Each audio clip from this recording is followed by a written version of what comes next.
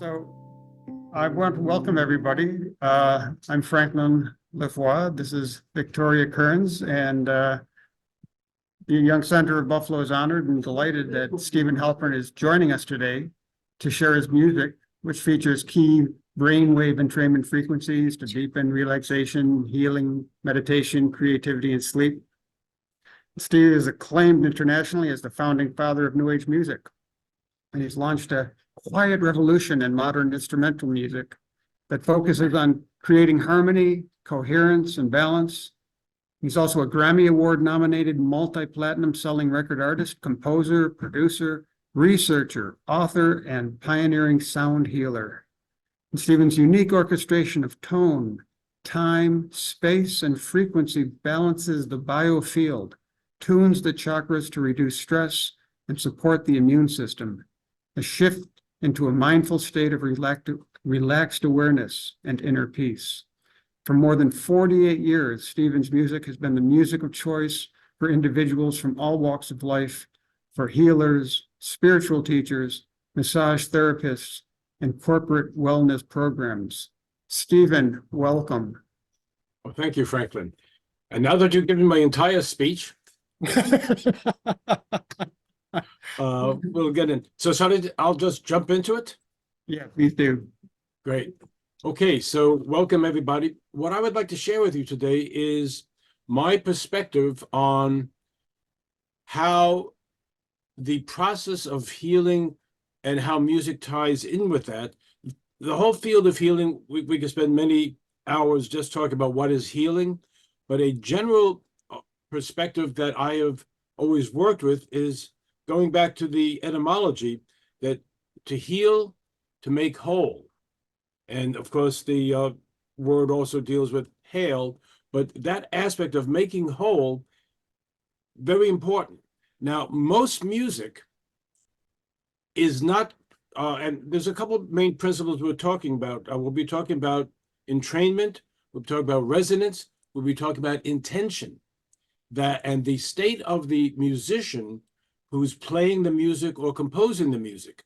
Because if they're coming from a stressed place in their own body and mind, when they're performing healing compositions, the effect will still be stressful and non-healing because their own vibration rides out on the music as a carrier wave for their own frequencies. When I first started talking about that, other people looked at me and saying, that's not relevant. It's just the notes. The great composers were the great composers, Mozart, Beethoven, etc.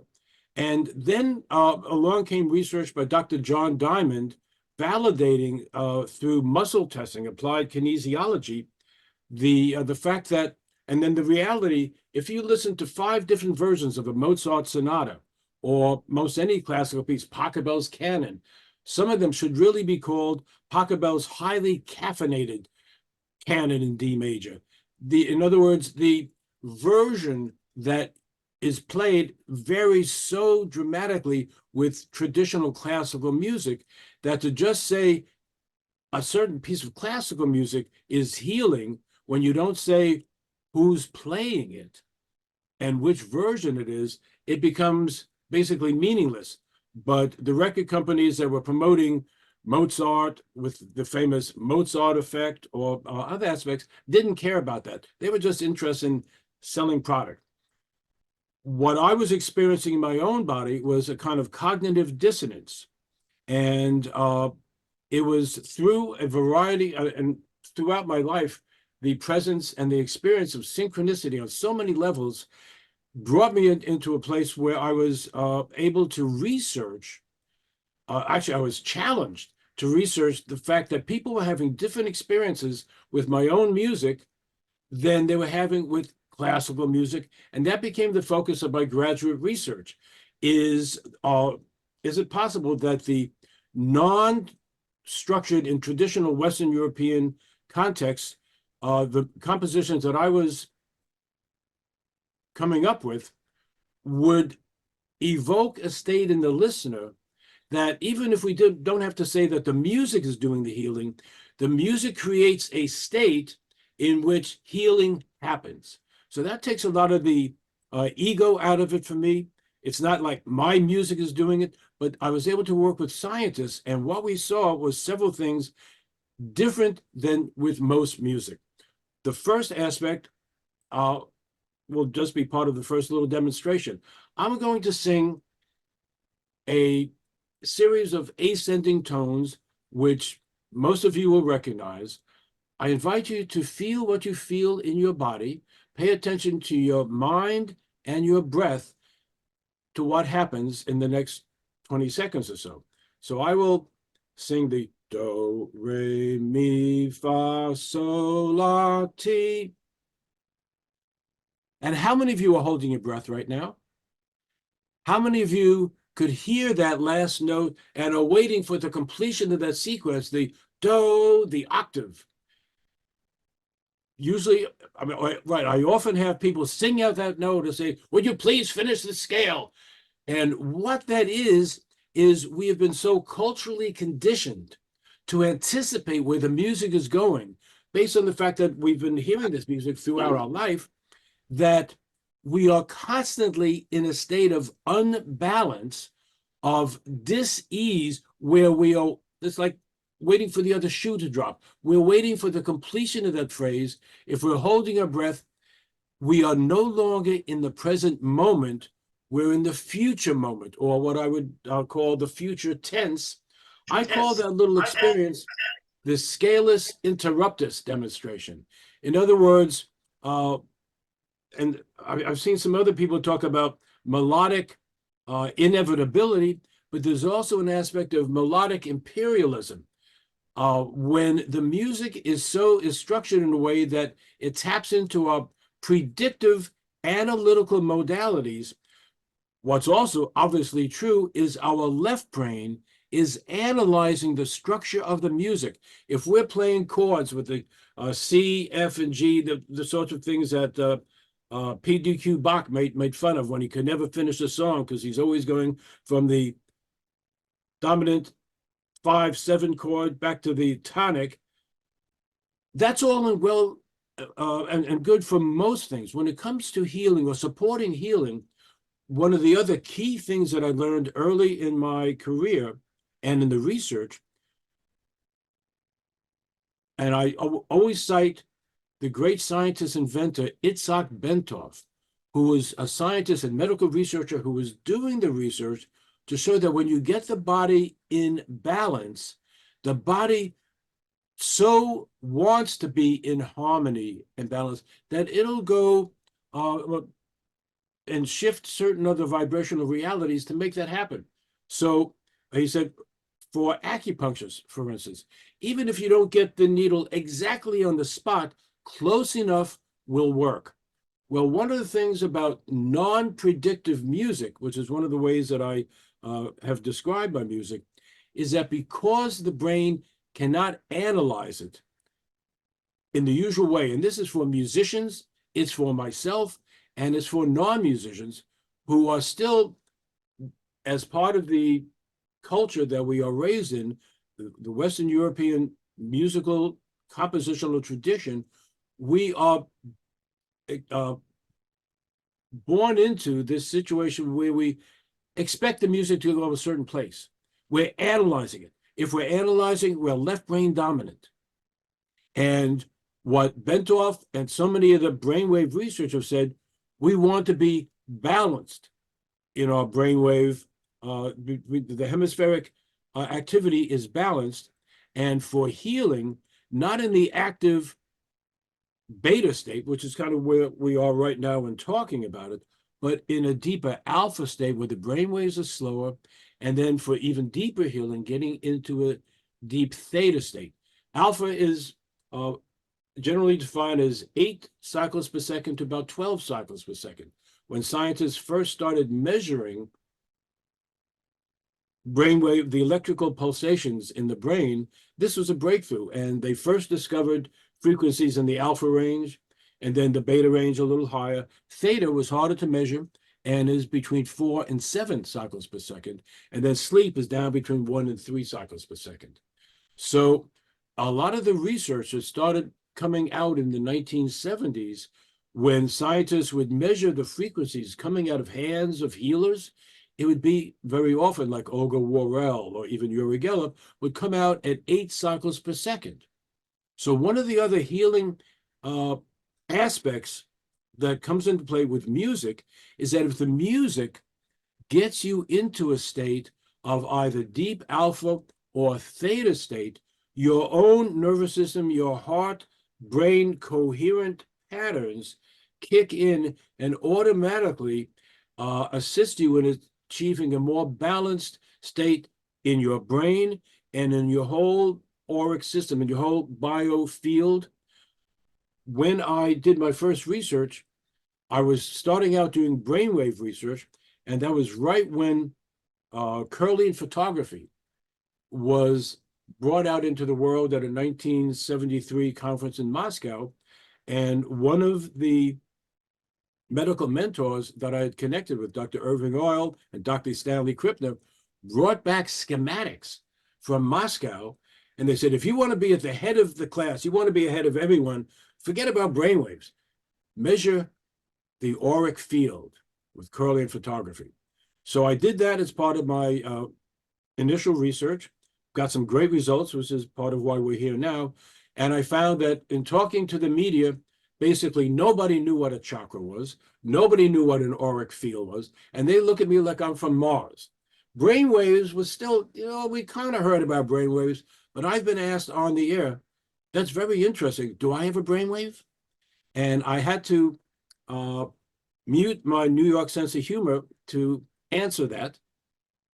But the basic reality that as we listen to music, the music can shift our brain state, can shift our vibrational realities, and not known by many people is the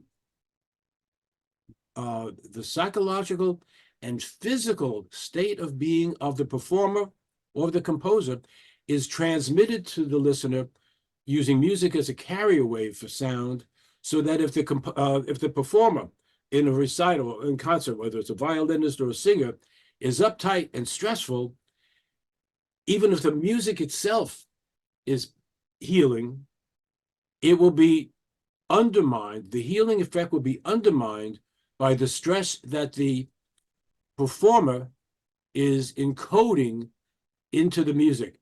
Again, the concept from physics, the music is a carrier wave for consciousness.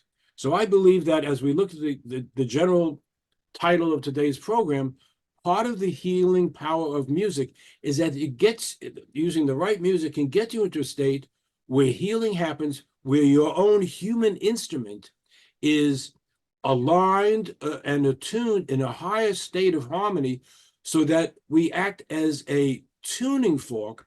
And one of the reasons I called my first book Tuning the Human Instrument is that when we tune our bodies, whether it's with voice, with chanting, with acupuncture, with massage, with so many of the modalities, we assist our body in healing itself.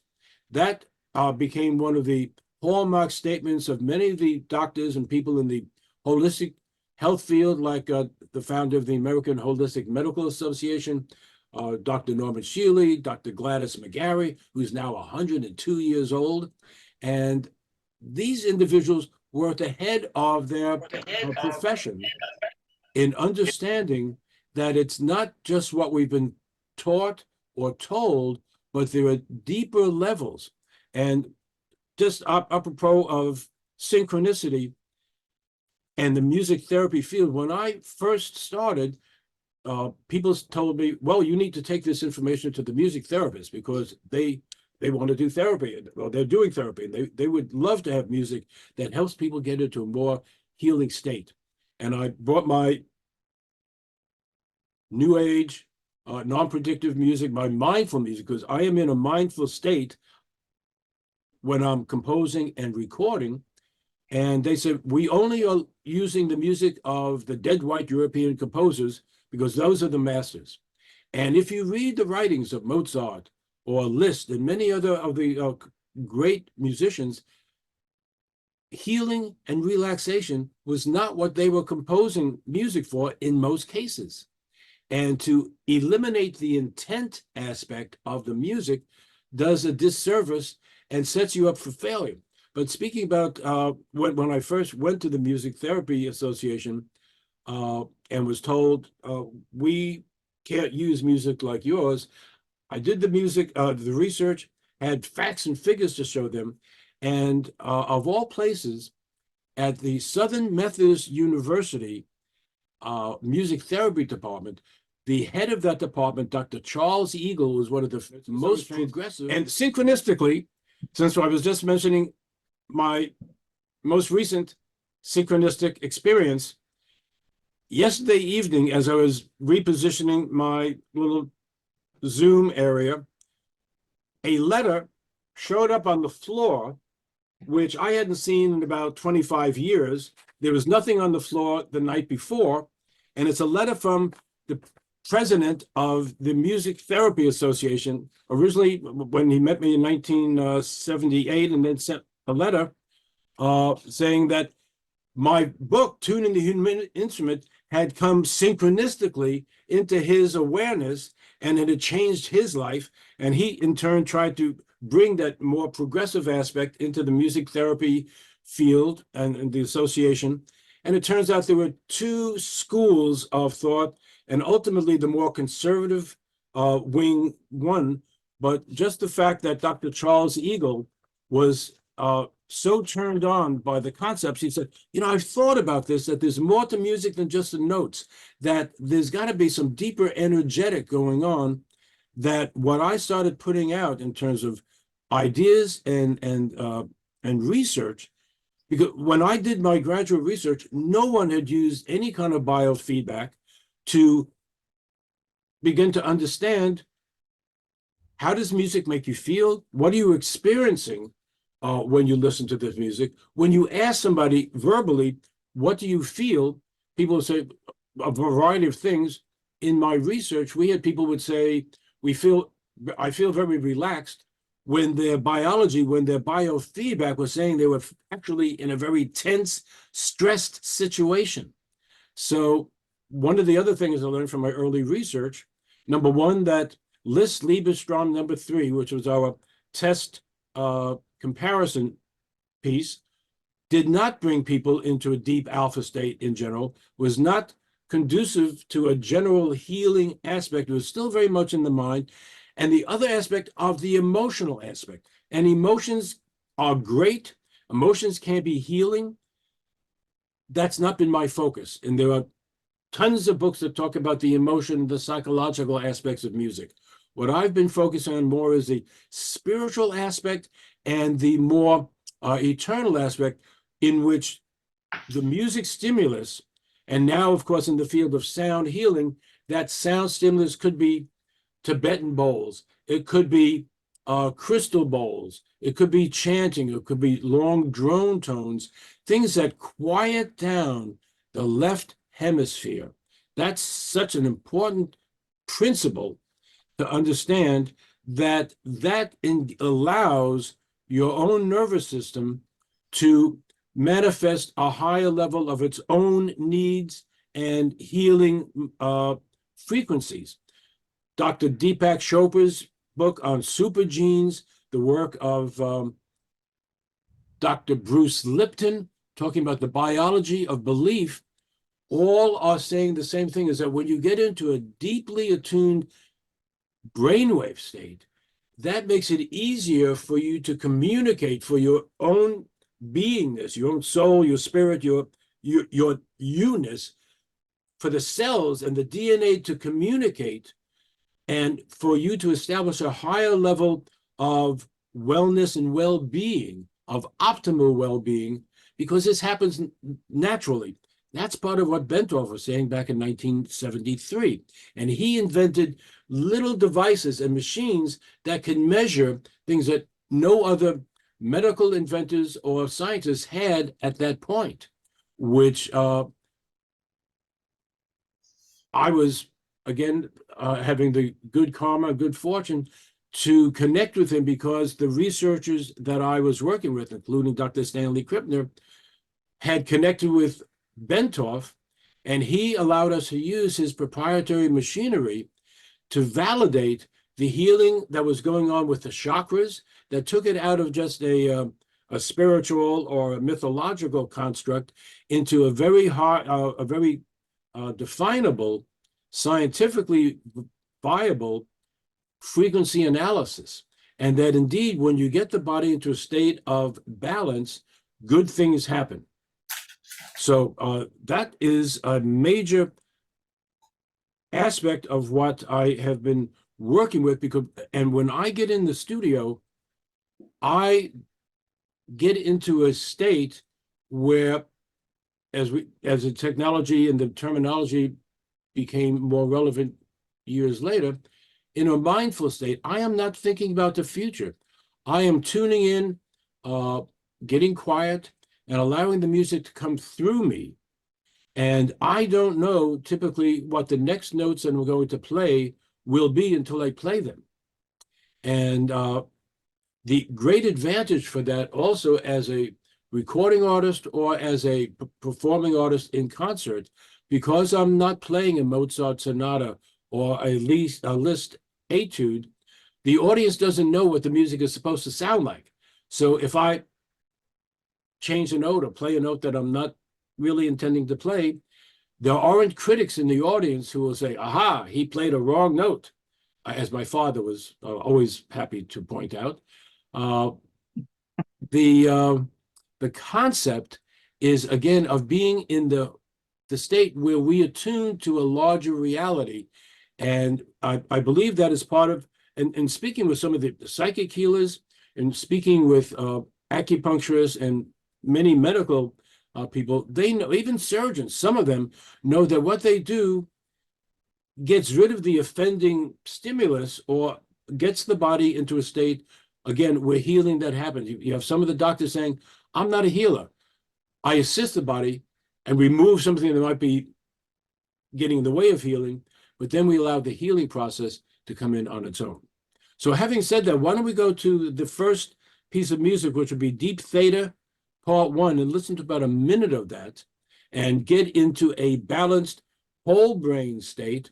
And it's always better to have a whole brain than a half a brain, as we like to say. So we'll cue up the little video.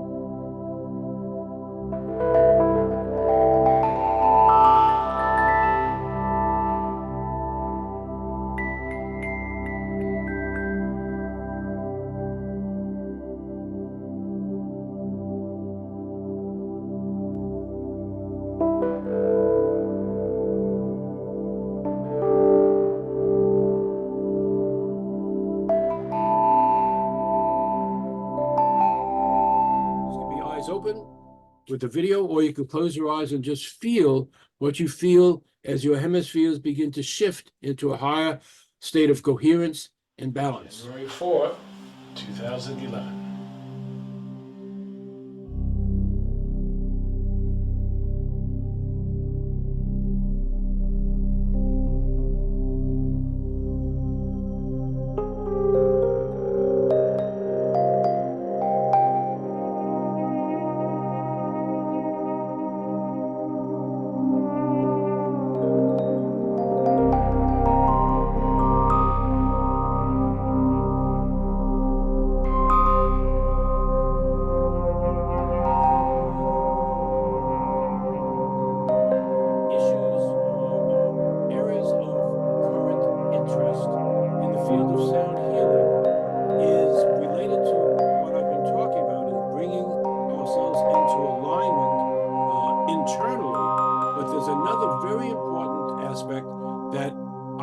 began speaking about publicly in 1973 when I was turned on to it, and that is that the Earth itself essentially has a brainwave. The Earth itself has a fundamental harmonic frequency, which was discovered in the 1957-58 geophysical year of discovery by Dr. Schumann.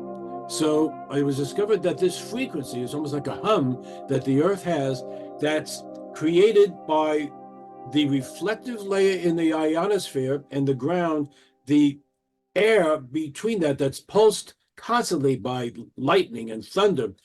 This whole atmosphere pulsates about 8 cycles per second. You can also take the circumference of the Earth and divide that into the speed of electromagnetic radiation, like light, 186,000 miles per second. And you come up with a frequency about 7.83 cycles per second, or rounded off to 8 cycles per second. So this is known as a Schumann resonance. Well, guess what? Deep alpha, the lowest frequency of alpha frequencies, is 8 cycles per second. And what Bentoff was putting out and opened up the world for all the rest of us paying attention to that is that when you get into a relaxed state yourself, your body shifts into a state where you naturally attain a deep alpha state of about 8 cycles per second. And when that happens, there is an associated electromagnetic field around your head that is created by the blood being pumped out of the heart into the head, coming back down, creates a standing wave of blood rather than randomly, which is how it is in most all of our daily lives. When you get into this balanced, more meditative or relaxed state, the blood going out comes back in and it pulses the brain in a periodic fashion. The brain shifts into alpha at the same frequency of the Schumann resonance. So our own 8 cycle per second is called Hertz, Hertz, named after Dr. Hertz, who was a major figure in the early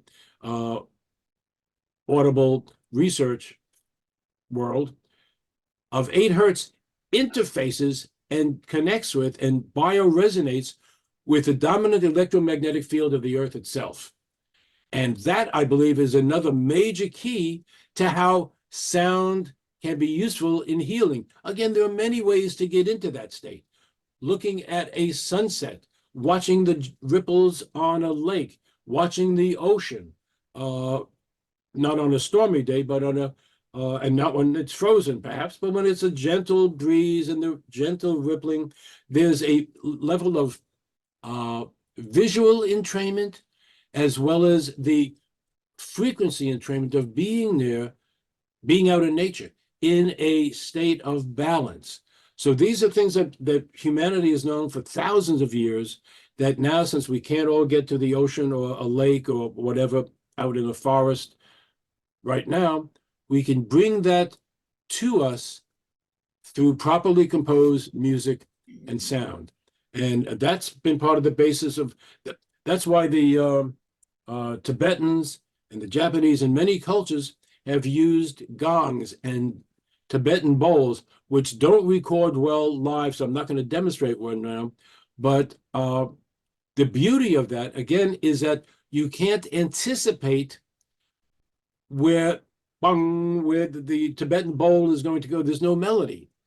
And when you listen to the Tibetan bowls, the instrument that I feature on the sample that we just heard was the Fender Rhodes electric piano, was designed as a healing instrument by Harold Rhodes, and is basically a series of tuning forks. And that's why tuning forks are a big deal in the world of sound healing now. There's no melody to get distracted by. It's pure frequency.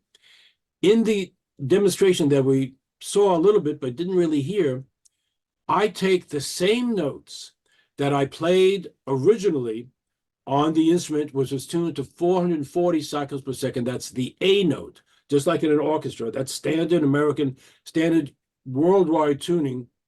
And then to see if it was more healing to play that same music at 432 hertz for the A note. We can tune the recording down, and that's how we made the two recordings. And as far as I've seen on the internet, although there are many sites that talk about 432 hertz is more healing than 440, it still matters what is the music that you are listening to. So because I own the rights to my own music, I'm allowed to do the research and compare one version and the other.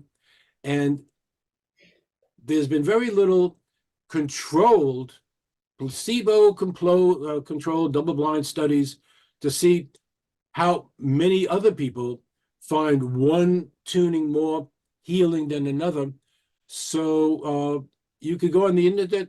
There are a lot of opinions on YouTube put out as fact.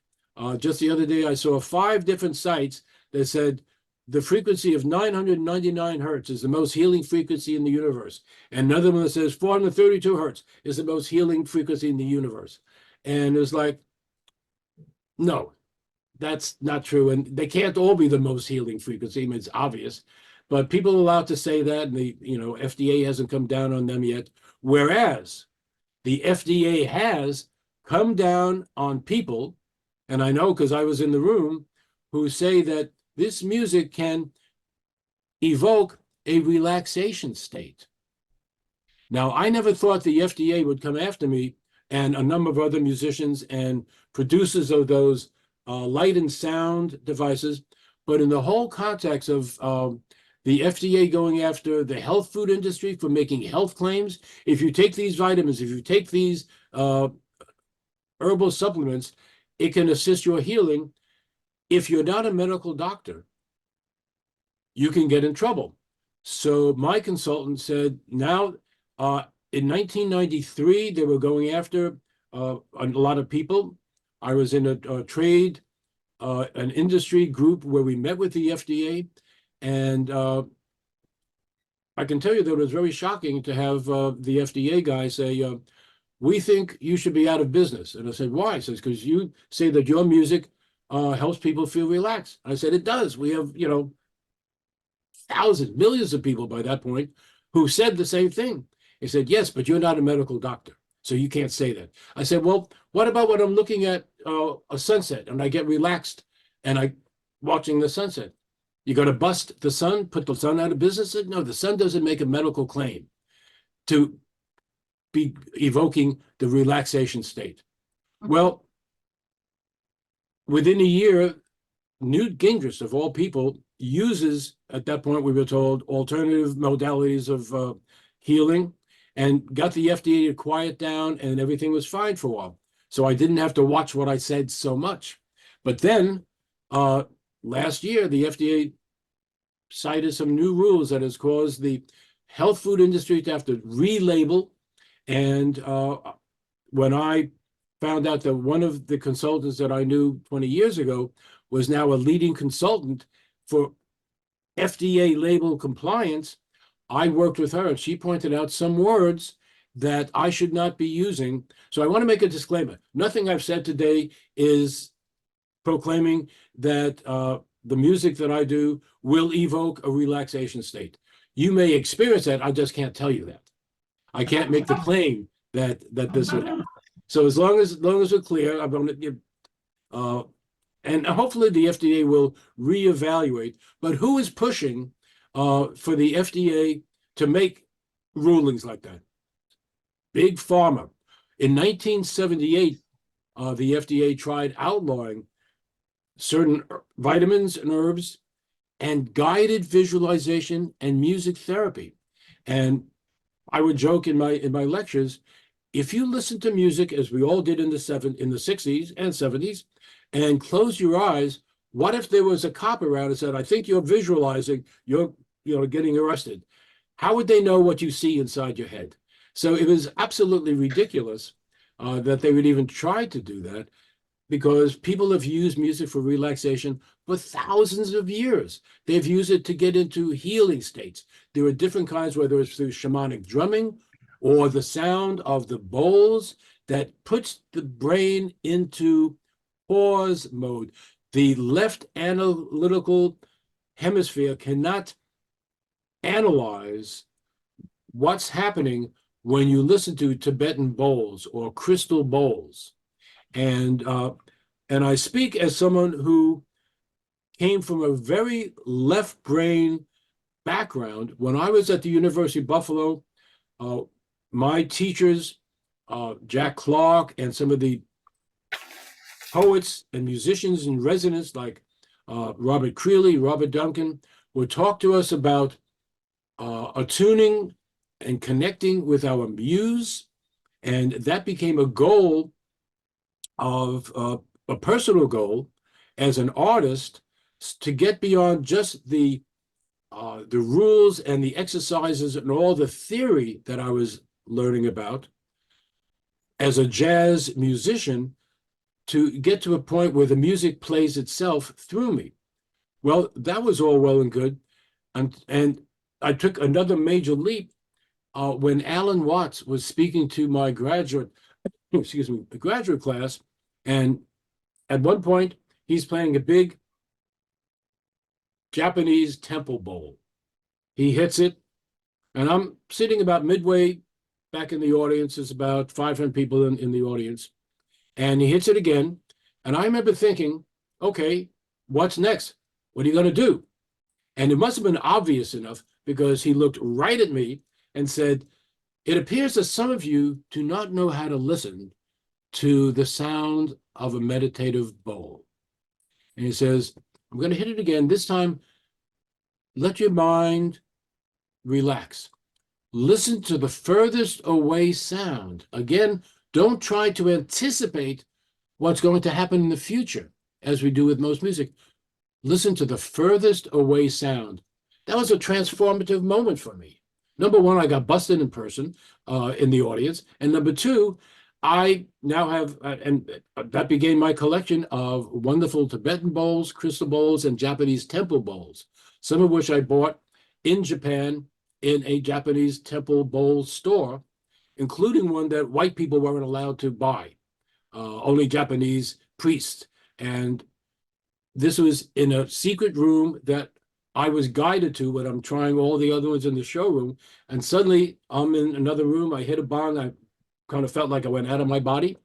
And I said, that's the one I want to buy. And they say, Gaijin, no, until my translator explained, you're not allowed to have this one. And I said, but this is one that chose me.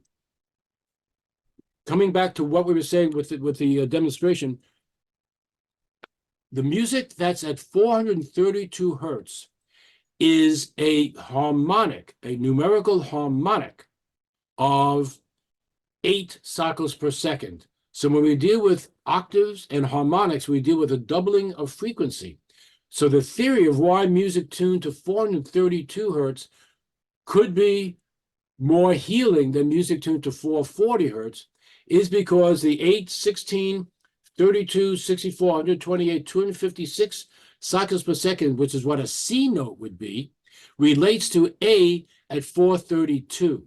So that's where that frequency has a conceptual basis for being true. The reality is that if the musician who's playing the music is out of tune or coloring it with his own or her own disharmonious frequencies, bad music played at 432 hertz is not nearly as good as good music played at 440 hertz.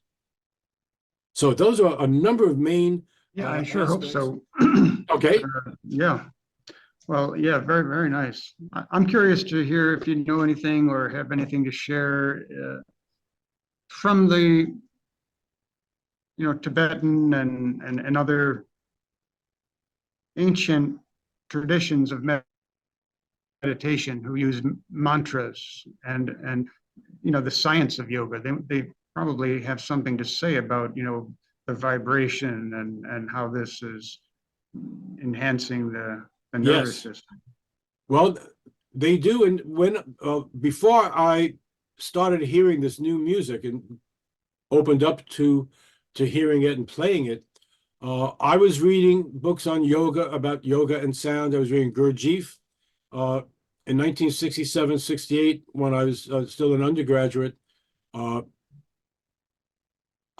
Inayat Khan, Sufi master, would all talk about the power of sound as a meditation to still the mind, to bring you into an elevated state. But they weren't, at least most of what was available to read without studying with a guru of sound was not in a scientific aspect, but all these traditions use the power of sound because it works. I mean, when the yogis were chanting in a isolation in a cave, they had the resonant walls of the cave adding levels of reverberation and echo, which is also important in accessing altered states of consciousness. That again, when you give your body a choice, our human instruments are pre-wired, evolutionarily, genetically pre-programmed to get into an altered state. But everything around us in the modern day, with all the electricity and the noise and music everywhere and fluorescent lights, etc.,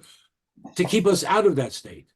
So it's the traditions that we're bringing up, and that's why I said to the FDA, people have used music for healing for thousands of years. How could you tell us now that it's illegal? Well, the ancients didn't make claims. Well, probably the shaman did make claims, but he's not around to defend himself now. So, we have to deal with what is the reality also is that we can now dial in specific frequencies using technology in the studio to create frequency tones that can literally tune our brain waves to specific frequencies, which had not been used very much with music. And I was one of the pioneers in combining music that you could hear with almost subliminal soft tones that, for instance, if you have one tone that's 100 cycles per second, just for an example, and another one that's 108 cycles per second, your brain will decode that. Even though you can't physically hear those frequencies, it'll decode that and cause you to lock into, entrain into an 8 cycle per second alpha brainwave frequency. Now, when I started working with that, I said, well, what would it feel like to work at a 5 or a 6 or a 7 cycle per second brainwave frequency? I added that to my music. I listened to that with headphones. And for my own process, I began to hear music even before I played it. Ordinarily, I play the music and then I hear it. When I was entrained to deep theta at 4 cycles per second, I started hearing music inside my head. So for me, that was a combination of science and artistic inspiration, where I got to the state where I was able, like an antenna, to receive the music. I might not always know where the music was coming from, but it was coming through, and I could tell it was different than things that I would create from my own jazz studies or improvisation studies. And before we go any further, let me also acknowledge that one of the other big ways that we learn about the power of sound is from the science of cymatics. And on Carl Jung's book on symbols, right near the end, there's a photograph from the work of Dr. Hans Jenny, Jenny, a Swiss physician who was also a student of Rudolf Steiner, which they didn't tell you about in most cases, that he started doing research with sand and liquids and gases to see how different sounds and different instruments, for instance, would affect the images on a steel plate or a glass plate that had, for instance, sand sprinkled on it. And in the book of cymatics, and some of the images on my website, and you could check online for some of the cymatic websites, as I first saw in Carl Jung's book, there was these amazing figures, and some of the figures that are on the album covers that I have with like this one with Chakra Street, This series of interlacing triangles is a function of the diminishing harmonics that happen when you say the sound O, and you asked about chanting.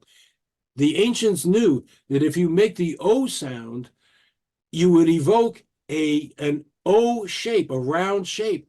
And as your mouth closes for the Om sound, a series of interlacing triangles is formed as a function of the diminishing harmonics.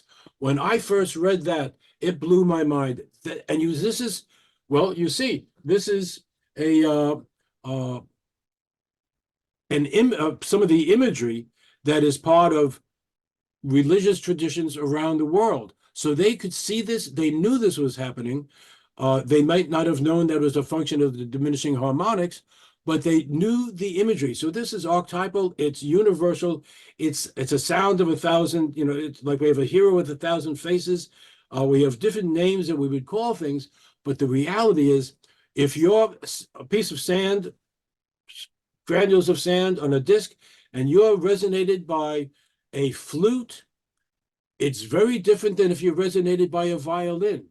The violin creates a very messy, dissonant, non-geometrically aligned state. A flute or the electric piano that I use creates a very beautiful shape. And you'll see some videos on my website that I even have sounds inside the Great Pyramid that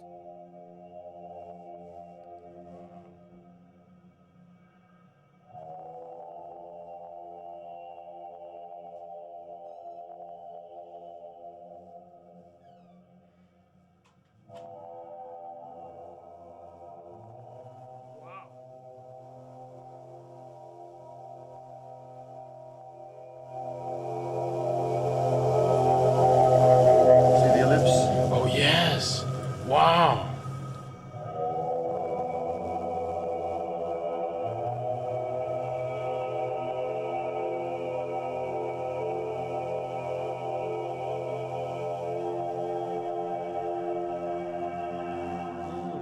just 1 second. The science of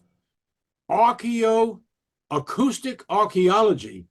There's a great book coming out shortly on that that you all want to read. But people have now been measuring standing waves in entrainment inside Stonehenge, inside the temples of Malta, underneath in the caves. And one of the reasons why the great Gothic cathedrals had so much reverberation and echo inside is this was not an accident. This was designed to synchronize your brainwaves, get you into a higher state of consciousness, and that then would translate to having a spiritual experience. Regardless of what the priest would be saying, your physiology was taking you into an altered state. So this ties in with Reverend Joan Copley Nigro. She typed a question into the chat. She asks, the electromagnetic energy that emanates from the head with alpha state, is there a correlation to halos in paintings and spiritual masters? Well, absolutely, because when whether it's just alpha or even in theta, when you strengthen the auric field, the electromagnetic field, it will be more visible than with most people.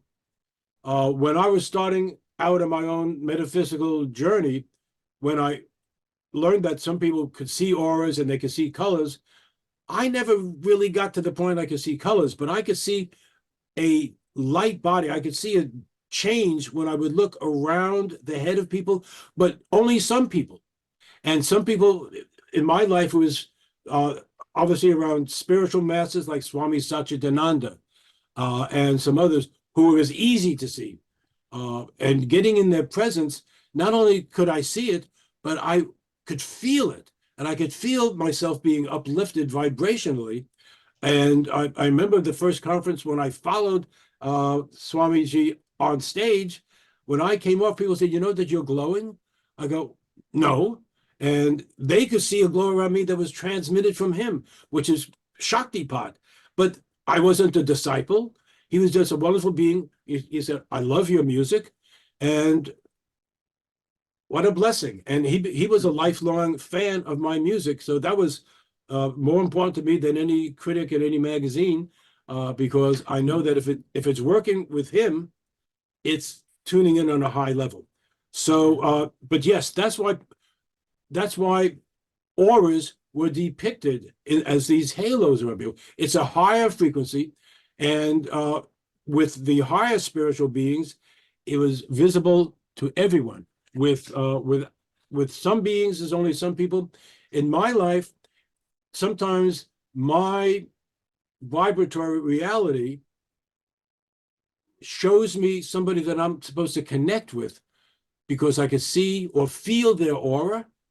And sometimes it's a male body, sometimes it's a female body, but it's been fascinating that when I see that, there's always a connection and a significance to that being alerted that there's something here on a celestine prophecy analogy that I'm supposed to connect with, or we're supposed to connect. And of course, with the great teachers, they're putting out there for everyone. Question. Now, Mary Dell asks if you've done any work on cymatics with the scientist John Stuart Reed. As a matter of fact, yes, because he's now the leader in the field, but he built on the work of Dr. Hans Jenny. In, I guess it was 2005, I was at the American organization that took the work and the pioneering work of Dr. Peter Guy Manners, who also was working with cymatics and there were different theories about how he got his information, but he was based in England, and I connected with him at my first conference in England, 1977. When I got to the pyramid in 1980 and 1981, in 1981, I got the opportunity to be in the King's Chamber by myself. Had my engineer in the antechamber, had great microphones, so we have a professional recording. Put it out on cassette in 1981. In 2005, technology was able to make that cassette recording, even though it was made on, recorded on professional quality reel-to-reel tapes. I put it out on CD, and I was demonstrating it at this cymatics conference. And John Stuart Reed comes up to me and says, "Would you like to see what that does with cymatics?" I said, "Of course." So we go into the room where he had his cymoscope set up, and on my video, which you can see on my website, you hear me hit the king's sarcophagus, the boom, the concrete or the granite structure that you could lie down in, and then I start chanting. And as I start chanting, you see the O shape, and then some other things, and you hear John Stuart Reed say, "My gosh, I've never seen that before. That's amazing." And he goes on, and you'll hear that right on the video.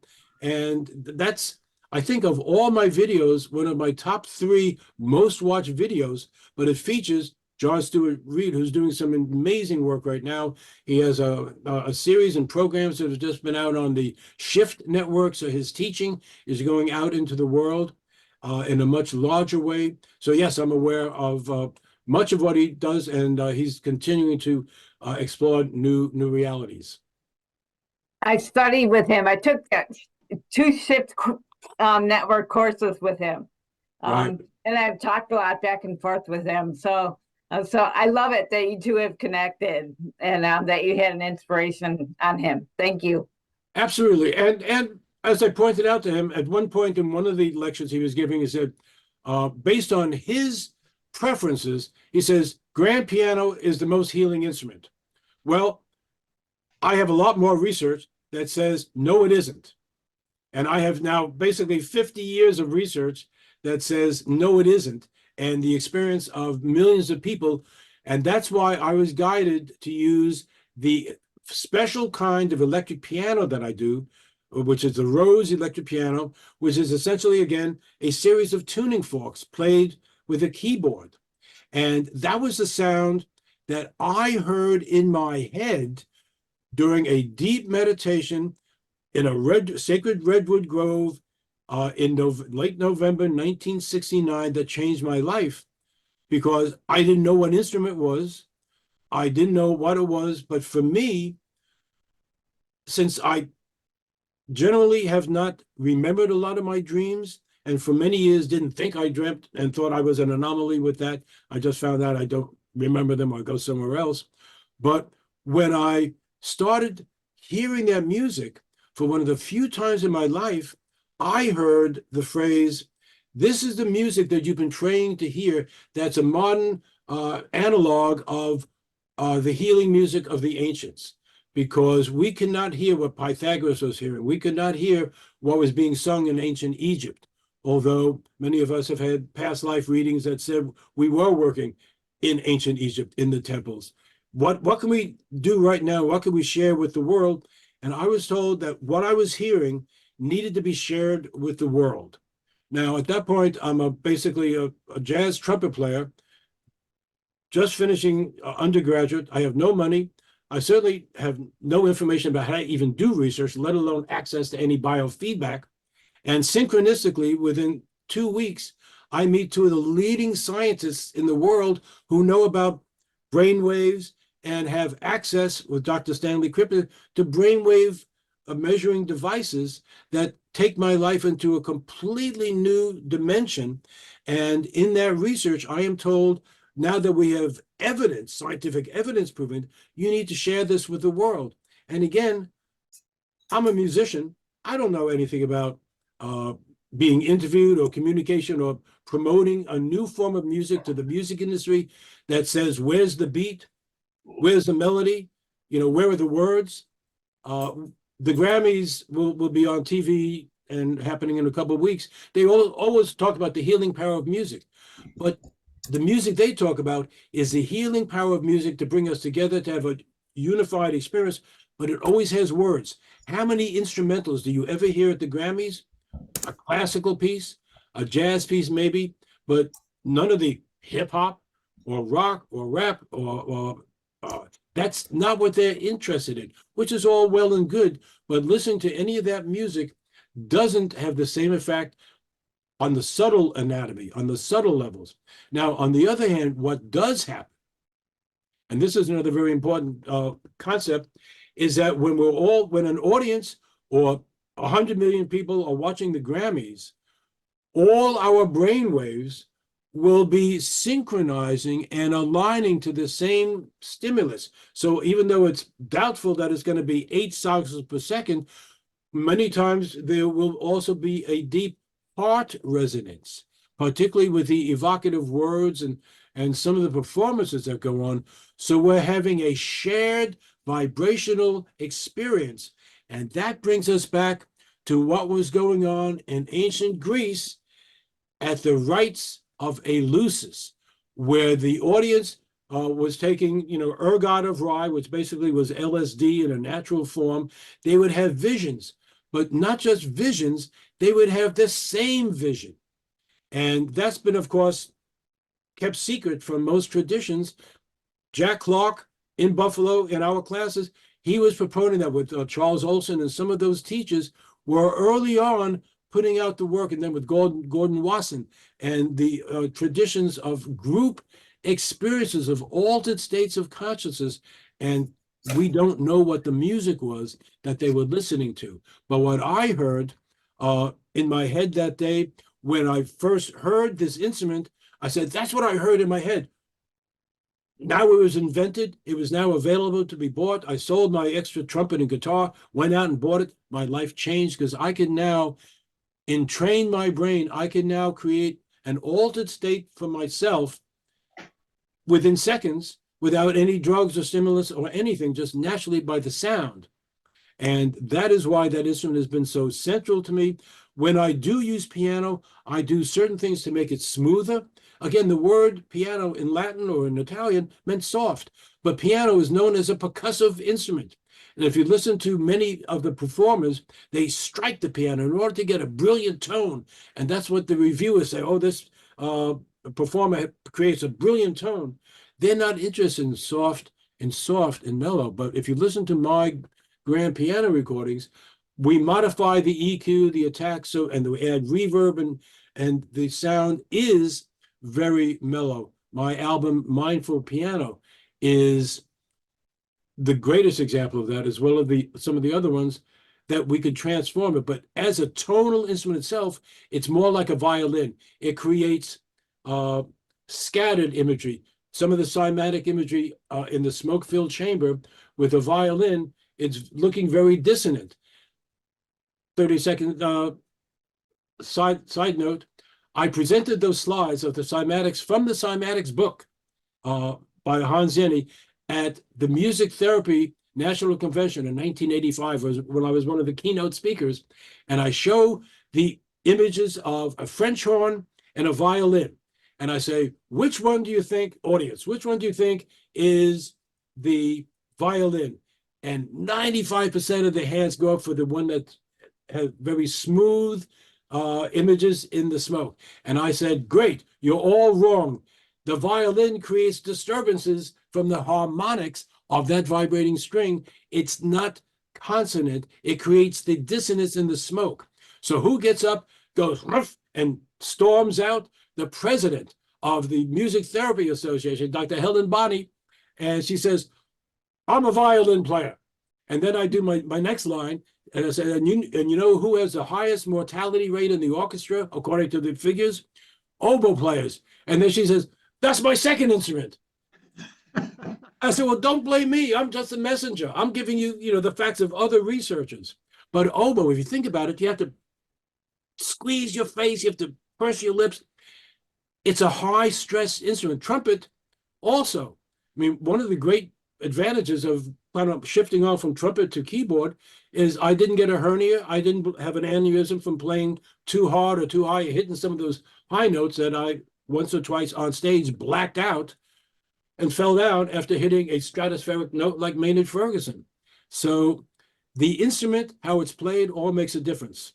And there's something magical about the sound of the electric piano. And now some of the sounds that I use in on my recordings that come from electronic keyboards or synthesizers or samplers, we could not make those sounds early on. But for me, the instruments that you hear on any of my albums will all trigger something in my head. And it's like an instant altered state. And these are all naturally occurring. The sound does that to me. I have a feeling the sound does that to a lot of people, but they don't necessarily know that. One other principle that I want to bring in, talking about eleusis, is the work of Rupert Sheldrake and the concept of morphic resonance.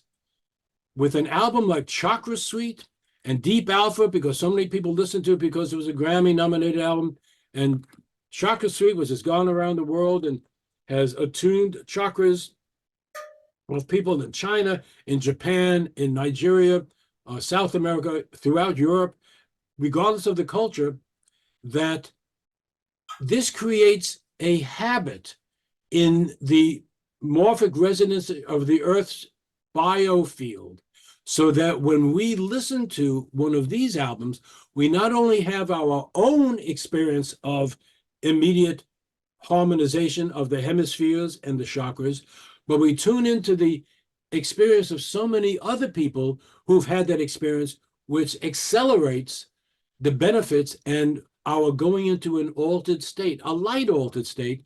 And most people wouldn't recognize an altered state if it came up and bit them on the elbow, because that's not what most people are trained to do.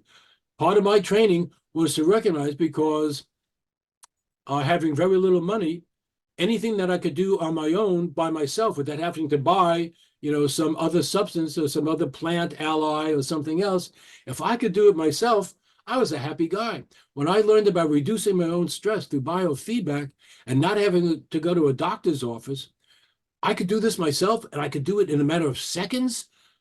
Well, coming from New York, I'm a type A, on the spectrum of ADHD. If I could get relaxed in 20 seconds instead of 20 minutes, give me the 20-second option. I want to be there right away.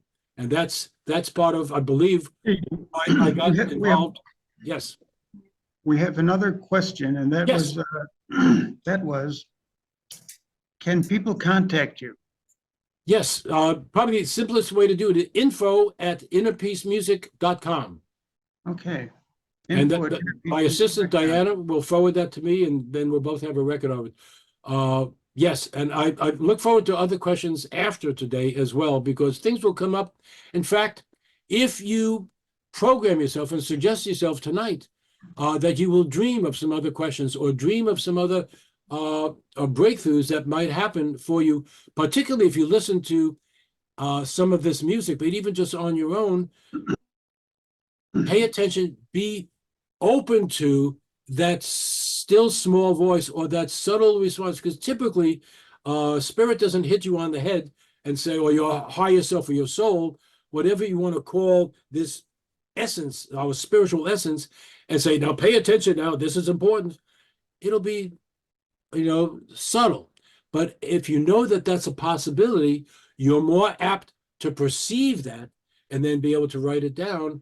And the night after performances, I've gotten feedback over the last 40 years and presentations with, wow, you never believe what happened last night, or I got this message last night. However your messages come, honor that. We all have different, there are many ways of getting messages. I have my way that's different than some other people's way, but it works for me.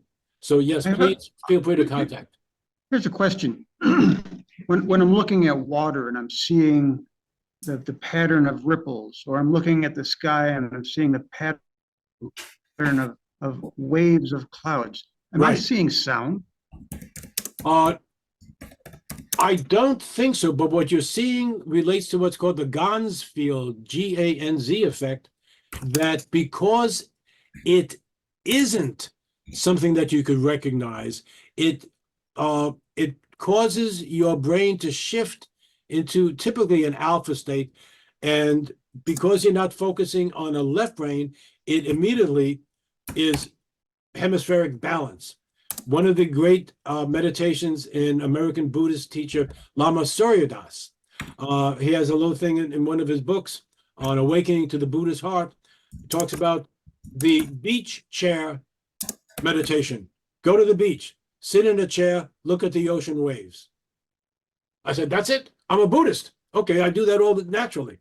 The waves on a lake, the gentle ripples. These are all ways that trigger our own nervous system, which is ready and waiting. If you were to ask the nervous system, as Itzhak Bento would say, how would you prefer to be stimulated? By random, jagged, dissonant frequencies, or smooth, subtle, relaxing frequencies? Well, your body chooses relaxation in most cases, unless you are addicted to heavy metal music or certain other things, or rap music, and that's why these techniques work. So when you chant, you also add, particularly with simple chants, and there were chants with mantras that are very long. There were 5-word chants. A master that I connected with about 20 years ago, now in the world, is Dr. Pillai, has some of the most advanced information on chanting and mantras that I found anywhere. He comes from the South Indian Tamil Siddha tradition, and he is for real. And doing some of those chants, as with the Buddhists, like Tina Turner and Herbie Hancock, that chant the Nam Yoho Renge Kyo, perfect pronunciation, Nam Yoho Renge Kyo. They say that there are generations and thousands of people and monks who are chanting that in spirit in another dimension, so that when you chant that, you are connecting to all these other people who are chanting. So it's like an ongoing radio station broadcast. I had never heard that. When we started chanting Hare Krishna in the 60s, as a jazz musician, I was bored after a minute. So it's like, what else you got? And then finding out there were all these deeper aspects. And when you chant, it's like an internal massage. You are bio-resonating and stimulating your own chakras. So just to do a simple chant of Om, you can't go wrong. Now, the best room in your house to chant is typically your bathroom, because the hard reflective surfaces of the tiles give your voice more resonance and a little bit more reverb. And there are some public bathrooms that I've gone to and met some other musicians who go there to chant. And then, you know, you could get in trouble sometimes. Why are you in here so long? And one of the best bathrooms and parking structures is the Masonic Auditorium in San Francisco. And there's several of us that have met each other. We are in different corners, and I'm doing my chant hiding behind my car so no one will see me. And there's someone else on the other end. And sometimes I'll walk around and say, you know about the, you know, how to chant? Yes, yes, we know the effect. So it's like, it's a free altered state where if we measured our brain waves, we would see that we were in either a deep alpha or a theta state of balance. And again, balance and synchronizing the hemispheres. The FDA says it's okay to talk about brainwave balancing and brainwave synchronization. They said, we don't want you using brainwave entrainment on your album covers, on your albums. So I had to take out deep theta. Instead of saying brainwave entrainment music, it's now saying on the new versions, brainwave balancing music. So whatever you call it, it's the same effect that's going on, and it's a good thing to do. Your nervous system, your human instrument, your body, mind, and spirit will appreciate spending time in that balanced state. Steve, we have a question about physical movement and dance and this kind of, you know, using sound to heal. You know anything about relationships? Like I'm thinking of Steiner's rhythmy and things like that. I'm probably not the best person to give any general feedback, but what you just mentioned is the people who have studied that and the concept, like Steiner, and going back, here's an example, Gurdjieff, who talks about this, and in his system, in fact, I attended a few meetings of the Gurdjieff Society in Buffalo while I was living there. We never got into any of these movements, as I recall. So it wasn't meaningful. But when I saw the movie Meetings with Remarkable Men, which is now, I think, available on YouTube, there's a scene in the beginning with the power of sound to resonate the rock cliffs that I had an out-of-body experience. And in the process of jumping out of my seat, I knocked over the popcorn of the people next to me. So it was memorable, and I had to move, and they were very upset. Later in the movie, when Gurdjieff is taken into the ashram in the mountains, you see the people doing these sacred movements. I had chills running up and down my body. I again had an out-of-body experience. And I said, how did they get permission to do that? That feels real. Well, 20 years later, I'm at a conference and I see a beautiful woman looking at the display table where things are being sold. She's looking at my albums, and I go up and say something to her. And I mentioned something about Gurdjieff and, you know, Power of Music. And she said, oh, my husband directed that movie. And so she says, those are real. We got permission, and that was real. And that's why just looking at those movements is impactful. Right, that first place where I was introduced to the Bridge Mountain Foundation, a sister organization of Esalen, that was right when the Arica organization, when Oscar Ichazo went public and said that we're going to take the Gurdjieff movements, and we have some other movements, and he put together synthesized movements from Tai Chi, from Qigong, into a particular series that I have done some of most every day since then. Typically, as an ADHD individual with, I don't do the full 21 repetitions, so I'll do a brief version, but movement is so important. And what with reading, you know, and hearing from medical people all the time now is that the older we get, the more important it is to move. We've all been sitting, well, I've been sitting for the last hour and a half. What I'll be doing after this, I will be getting up and moving and not just continuing to sit, because sitting is now considered the new smoking by a number of medical authorities. That got my attention. I don't smoke, but I now sit more than I ever have in my life, and I am now dealing with things. So using healing music, healing tones, and healing exercise, particularly some of the people say hands over the head, slow motion like Tai Chi and Qigong. There's a reason these things are ancient traditions, and they go back hundreds, if not thousands of years in the Orient and in other cultures. So yes, very, very important. And Steiner was picking up on that aspect and bringing it all in. And unknown to most people, Dr. Hans Selye was either a friend of or an associate of or studied with Rudolf Steiner. So that was a connection on that level as well. Is there another question? I think we're... Yeah, there is. Franklin's getting it. He'll be right here. Okay. So, Victoria, you will put out a list of the videos that I recommended Yes, so that people could check that after. And then, yes. We'll send them to everyone. great. And there's many others on my website that you'll be able to find and see. And there are a couple of the teaching ones, the lectures. So there'll be plenty of you, plenty to follow Now, up. Kathy, our friend Kathy here had a question which is about, she's into folk dancing, and when everybody's trained in the folk dance, do we think that everybody's brain is doing the same kind of, on the same brain wave? That's a great question. My intuitive answer is yes, that many of the simple things about folk dancing, folk music, all these things that get people doing things together, I think that's just a basic fact of life and physiology.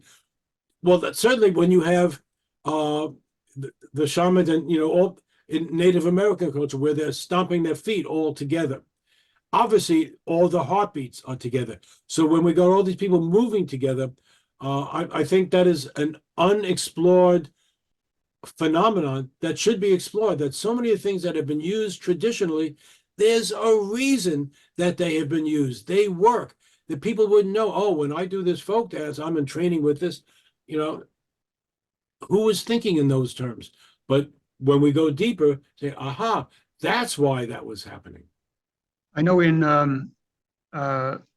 elder care, people who may be really advanced in dementia don't remember a thing, but when the music comes on, they can get into an area of their brain where very lucid, very clear, very coherent memories rise up with the music. And the music seems to be some kind of code that entrains the brain to remember.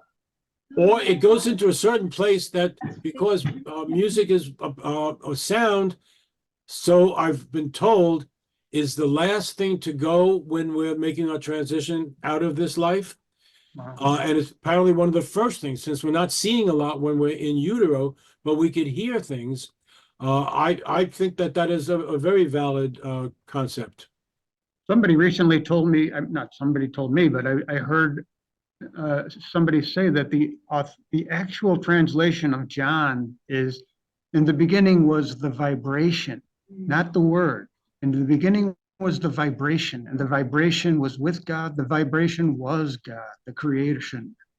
Yes, I get a strong yes on that. And even with the sound Om is considered the sound, the primordial hum of the universe.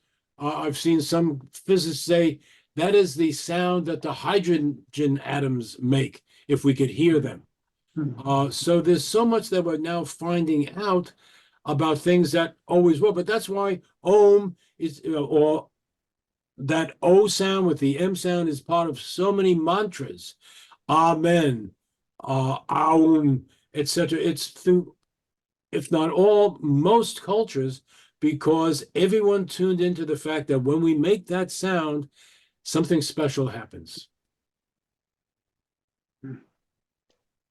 Beautiful. Franklin, he got tuned out when he was talking about somebody famous who was a mantra. Who was the person that was famous and they were working with mantra, and you said that we would, you encouraged us to look into them because Yes. they were, very great mantra experts. Yes. When I was first heard about him, he was giving a lecture through the Learning Annex, but then he was just called Sri Shiva or Shiva Baba, and Wayne Dyer then was contacted by him, and Wayne Dyer received the Ah meditation from this spiritual teacher who So said, Shiva Baba? well, that was his name now, but now he's public. Even gurus need to deal with 21st century realities. So he's also a scientist, a spiritual master. His presence in the world is Dr. Pillai and the Pillai Center. That's Pillai Center.com. And he now has tons of videos, teaching videos, the mantras, imagery, and the book that was published after Wayne Dyer. Wayne Dyer has one chapter in his book on the power of intention. And then there was a 1-minute meditation book, 1-minute meditation. And I said, well, that's for me, let's read. And there was some brilliant stuff in there. I don't know if it's still available as a book, but it's probably available online. But everything you need to find is now online because that's the new technology. And I came from a tradition of not necessarily believing in gurus, but I never had that guru experience that people talk about. And I've been with other gurus like Swami Satchitananda, wonderful people, but I never had an experience. I've had a couple of experiences in the presence of Dr. Pillai that have been life-changing, which is part of what he said, that I was one of those guys that said, yeah, okay, yeah, you got a mantra that can be life-changing, show me. And that's why I recommend him now. And some of the things that I've worked on and been open to, doing the mantras, doing the things, and doing some of the practices and the meditations affected me more powerfully than just doing some of the things on my own or the things that I'd learned from other places. So it's easily accessible. Steve, before we online. wrap it up, Yes. what do you have, anything exciting coming up? Anything we should be, looking forward to? Well, what Are I you would working say, on anything? I Producing have, anything? right, I have a couple of new Performing anywhere? recordings. The one that I just am posting, I have the first YouTube video with a song that I did collaborated with David Darling that is called Adagio for Strings and Soul, honoring Samuel Barber's Adagio for Strings. Only the second movement, though, the rest is very dissonant. But when you listen to it, I had an experience where the music would change as I listened to it, and I would get told in dreams and meditation how to add certain things and move certain of the phrases around. So that album will be available online in about 2 weeks, and the physical album possibly later, but it's already, the first video is on my website. That's exciting. And I'm working on finishing my memoir that goes into my own journey and mentioning some of the experiences that I mentioned today. That experience with Alan Watts, and certainly the experience in the forest.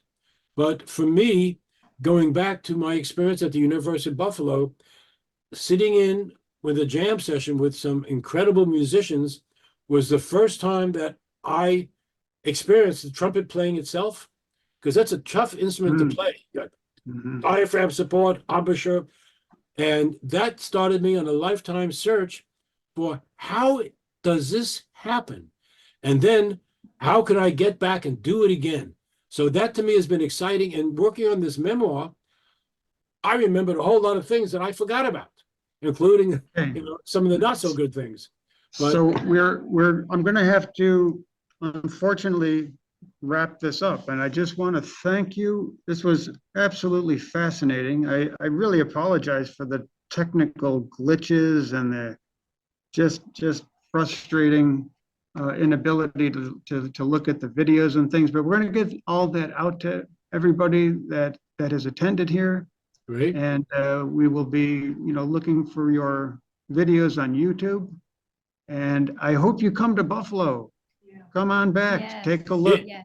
When I do, you will certainly know. I won't come without letting you Yeah, know. look us up, and we'd love to have you. I'd love to. I wish you would come and perform with the Buffalo Philharmonic. Now do that a would be collaboration interesting. with them. It would be really interesting, wouldn't it? Be Right. great. Yeah, it'd be great. All right. So thank you so much. We will be, we'll talk to you really soon. Yes. Yeah, namaste. Thank you, you. Stephen. Thank you, This has been everybody. wonderful. Great.